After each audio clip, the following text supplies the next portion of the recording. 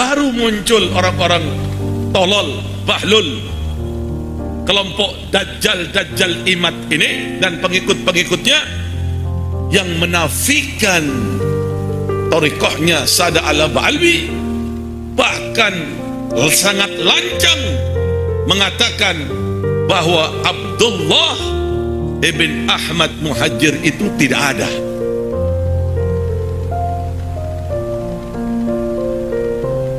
Apakah para kiai sepuh itu tidak mengetahui? Mereka mengetahui sejarah. Para kiai sepuh itu orang-orang yang jenius. Kiai Hashim Ash'ari, Kiai Ahmad Dahlan, Kiai Hamid, Kiai Holil Bangkalan, Kiai Alawi, Kiai Hasan Ginggung. Mereka adalah ulama-ulama yang berpikiran jenius. Mereka bukan tidak tahu nasab, tahu. Bahkan dengan kewaliannya pun dia dapat mencium darah Rasulullah di dalam diri seseorang, yang pernah dilakukan oleh Kiai Hasan Ginggung dan para wali-wali yang lain. Lalu apakah benar Habib perkataan-perkataan mereka yang mengatakan Abdullah bin Ahmad Muhajir itu tidak ada? Ini semua karangan-karangan Dajjal Imaduddin dan pengikut-pengikutnya. Tolong perhatikan. Siap mau dengar? Siap mau dengar? Siap mau dengar? Perhatikan, ini kitab abad keempat.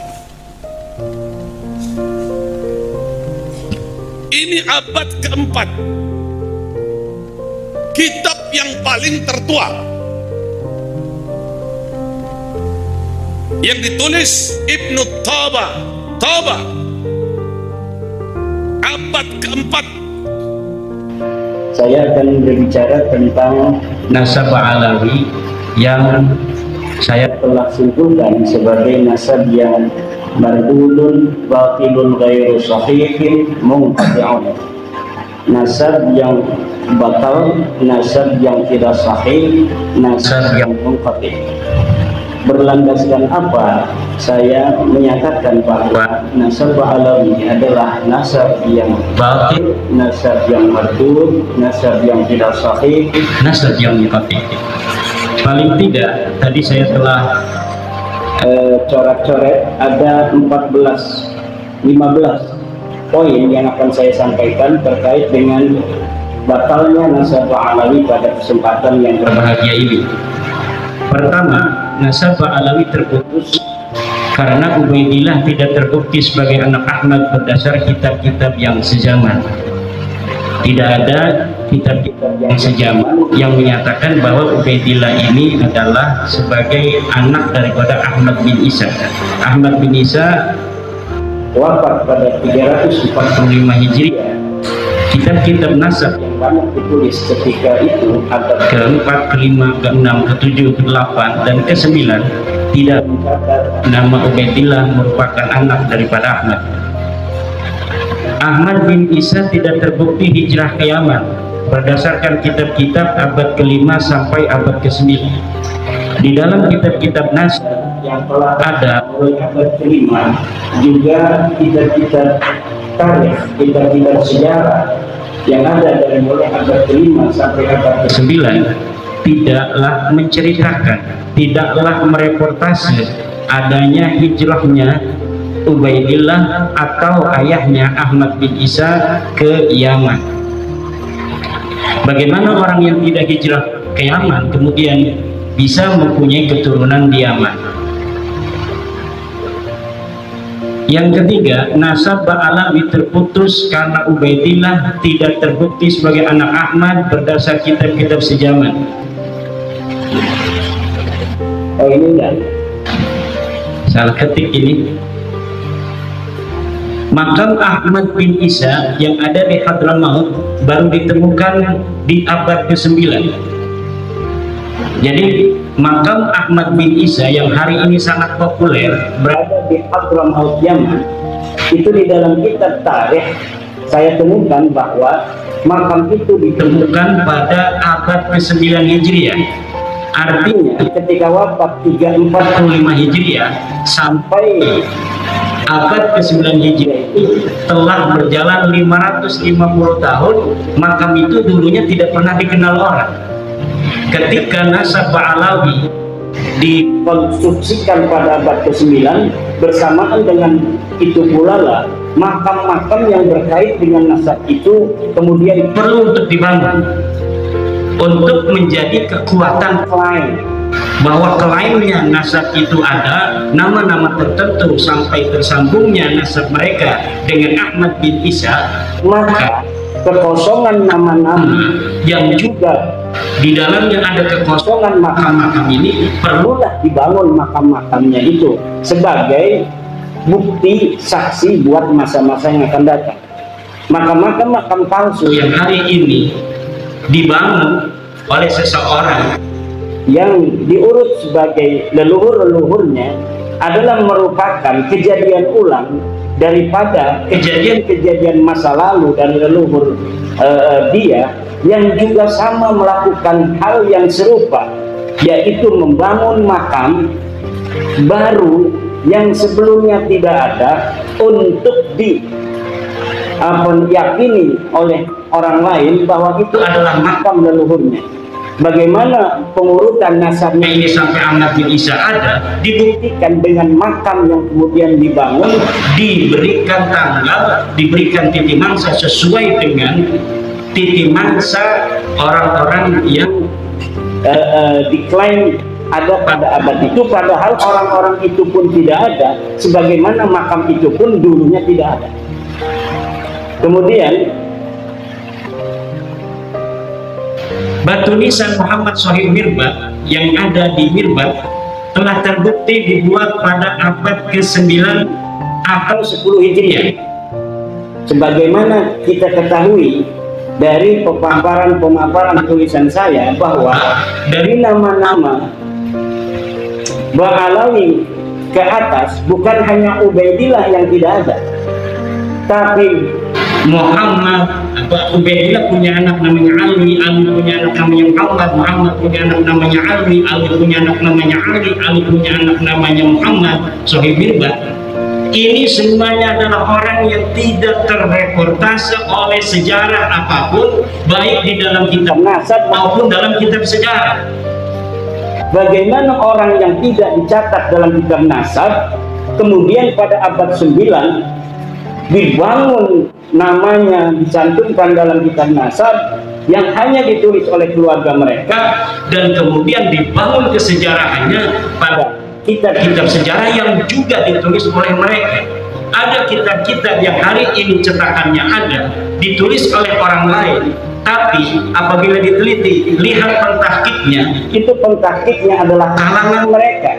Dan saya meyakini setiap kitab sejarah yang ditahkik oleh kalangan Ba'alawi, maka pentahkikannya itu tidak jujur, dan di dalamnya pasti ada interpolasi nama-nama sesuai dengan nama-nama leluhur yang mereka catat. Kenapa? Karena nama leluhur mereka tidak tercatat dalam kitab sejarah, maka mereka merasa perlu untuk mencari manuskrip kuno, kemudian manuskrip kuno ini ditahkik olehnya, kemudian disisipi nama-nama dari keluarga mereka, dan ini dapat dipertanggungjawabkan. Karena saya telah meneliti beberapa pentahkikan dari kalangan mereka tentang kitab-kitab tarikh Hadramaut, tarikh San'a dan yang mengitarinya.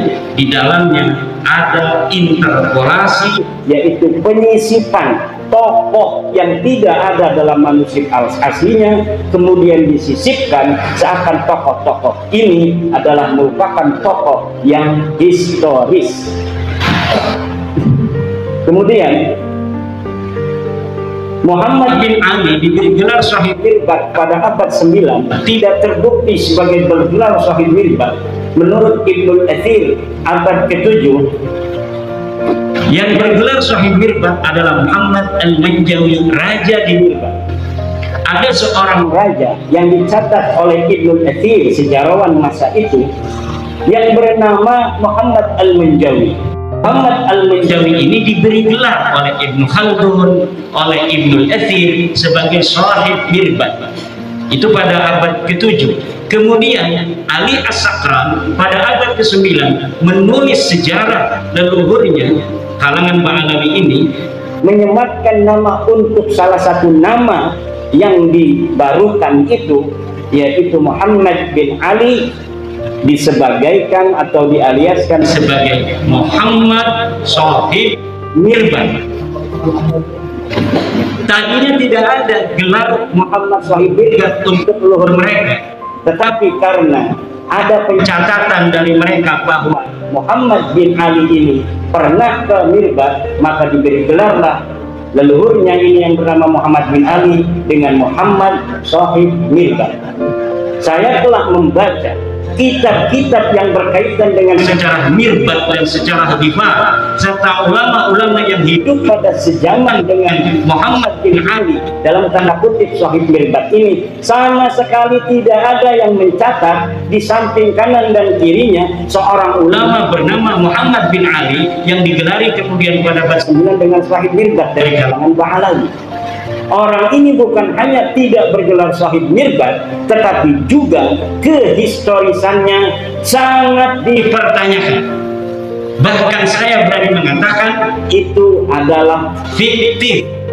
Orang ini fiktif, tidak ada di Dhifar, tidak ada di Hadramaut, bahkan mungkin tidak ada di dunia aja.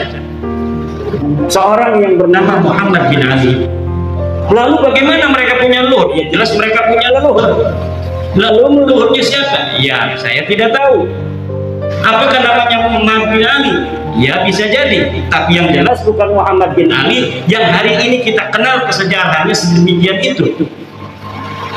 Lalu bagaimana kok bisa begitu banyak kitab-kitab yang mencatat kesejarahannya hari ini? Bisa ratusan kitab tentang Shahib Mirbat. Bahkan orang Mirbat sendiri hari ini, sejarawan Mirbat, lihat, apabila mereka menceritakan tentang Shahib Mirbat, mereka belum sadar kalau mereka mencatat nama seorang yang tidak ada pada zamannya.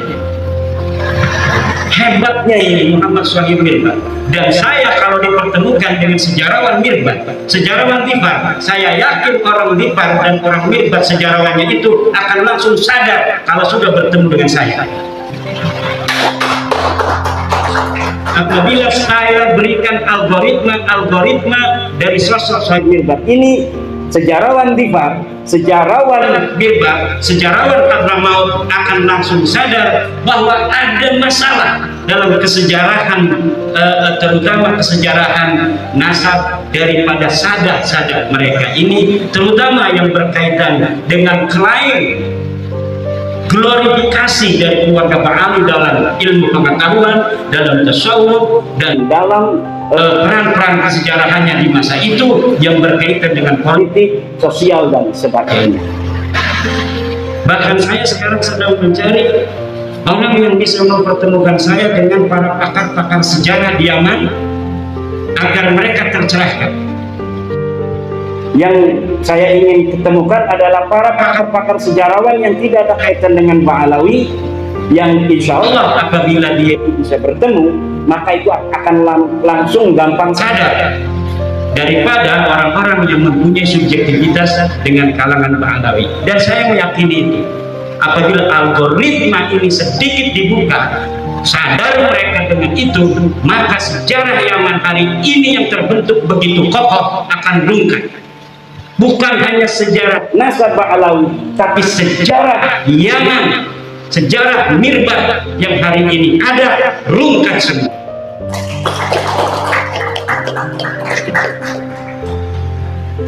Kemudian Abdullah bin Shahib Mirbat yang tercatat dalam kitab Al-Durar abad 10 sebagai anak Shahib Mirbat yang mendapat ijazah dari Muhammad Al-Qala'i adalah fiktif. Saya telah menelusuri kisah-kisah seseorang yang bernama Abdullah yang disebut sebagai anak Muhammad Shahib Mirbat, yang disebut mendapatkan ijazah dari seorang ulama besar yang tercatat dalam kitab apapun, bukan hanya dalam kitab sejarah, tapi dalam kitab fikih, dalam kitab-kitab yang lainnya, yang bernama Muhammad bin Ali Al-Qala'i. Muhammad bin Ali Al-Qala'i seorang ulama besar di Mirbat yang hidup sejaman dengan tokoh fiktif Muhammad Sahih Mirbat. Ini dikatakan dia memberikan ijazah kepada seseorang bernama Abdullah Syarif Abdullah. Kemudian Syarif Abdullah ini disebutkan sebagai anak daripada Muhammad Sahih Mirbat Ba'alawi. Saya meyakini nama ini bukan untuk Abdullah bin Muhammad Sahih Mirbat. Adapun dikatakan bahwa Abdullah ini bin Muhammad Sahih Mirbat adalah pencaplokan sebuah manuskrip tentang ijazah yang tidak diketahui dia bin siapa, kemudian dialiaskan sebagai anak Muhammad Sahih Mirbat. Untuk apa? Agar kesejarahan leluhur mereka tercatat dalam bukti-bukti manuskrip yang dapat ditelusuri. Yang dapat ditelusuri nama Abdullah karena dia mendapatkan ijazah, tetapi Abdullah ini tidak diketahui siapa ini Abdullah. Dikatakan bahwa Abdullah ini adalah anak Muhammad Sahih Mirbat. Muhammad Sahih Mirbat di mana? Fiktif. Tidak ada Muhammad Sahih Mirbat yang bernama Muhammad bin Ali Ba'alawi. Muhammad bin Ali Ba'alawi atau disebut juga Muhammad bin Ali Khalifasam. Saya dapat menyatakan dengan tegas bahwa orang ini fiktif. Tidak ada ulama tarikh yang menulis kesejarahan tokoh ini. Tidak ada ulama nasab yang mu'tamadah yang bisa dipegang keulamaannya dalam ilmu nasab yang mencatat seseorang bernama Muhammad bin Ali yang hidup sezaman dengan Muhammad bin Ali Al-Qala'i. Kemudian, jadi yang terdapat dalam kitab As-Suluk tidak terbukti sebagai saudara dari Alwi. Jadi ada kitab sejarah yang kitab sejarah ini adalah mu'tamadah yang bisa dijadikan pegangan untuk sejarah Yaman. Disebutkan ada seorang bernama Jadid yang disebut seorang syarif. Lalu keluarga Ba'alawi pada abad 9 mengatakan bahwa Jadid ini adalah saudara dari leluhur mereka yang bernama Alwi. Dengan demikian, kekosongan kesejarahan mereka dalam kitab-kitab tarikh itu mudah-mudahan menurut mereka bisa terpenuhi dengan adanya nama Jadid yang dicatat dalam kitab As-Suluk. Bagaimana caranya? Dengan mengakui Jadid ini sebagai saudara dari leluhur mereka yang bernama Alwi. Dan ini pun nanti akan terjadi pada seorang ulama bernama Salim bin Basri, yang kemudian Salim bin Basri ini yang tercatat dalam kitab-kitab sejarah itu diambil namanya, dialiaskan bapaknya yang bernama Basri sebagai saudara daripada Alwi. Jadi dari sini ngambil supaya kuat. Ternyata yang diambil ini polanya sama. Setelah diambil namanya sebagai bagian dari keluarga mereka, lihat hari ini dalam kitab Syamsul Dhahirah, orang-orang yang tercatat dalam sejarah ini diingkiratkan, dikatakan bahwa mereka tidak mempunyai keturunan. Nama Abdullah bin Sahih Mirbat inqarada, tidak punya keturunan. Lihat Jadid inqarada fi al-qarnis fi akhir qarnis sitti, dia ingkirat di akhir abad 6. Kemudian lihat Salim bin Basri, demikian pula dikatakan bahwa keturunannya ingkirat pada akhir abad ke-6. Semua orang-orang yang ada di dalam buku-buku tarikh, dalam buku-buku sejarah yang diambil nilai-nilai sejarahnya, kemudian sosok keturunannya dikatakan tidak ada. Sementara orang-orang yang sama sekali tidak dicatat dalam sejarah seperti Muhammad Sahih Mirbat itu kemudian berketurunan sampai hari ini.